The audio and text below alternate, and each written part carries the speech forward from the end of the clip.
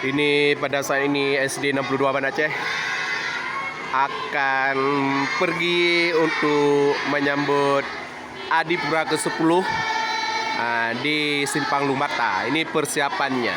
Persiapan untuk jalan kaki menuju ke Simpang Lumbata. Inilah SD 62 Banda Aceh siap untuk menyambut penghargaan Adipura ke-10. Ini anak-anak SD 62 Banda Aceh siap untuk menyambut Piala Adipura di Simpang Lumbata, Banda Aceh. Ini siap-siap dengan benderanya dan siap-siap untuk berjalan kaki menuju ke Simpang Lumbata. Ini semua anak-anak sudah siap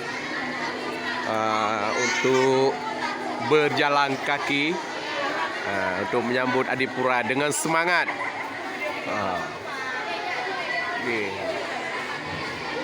Ini untuk siap berjalan kaki menuju ke pinggir jalan di Simpang Lumbata. Nanti begitu datang Piala Adipura, itu semua anak-anak akan bersorak-sorak untuk menyambut dengan semangat. Inilah laporan SD 62 Banda Aceh untuk menyambut Piala Adipura ke-10. Udah siap. Inilah laporannya pada saat ini SD 62 Banda Aceh.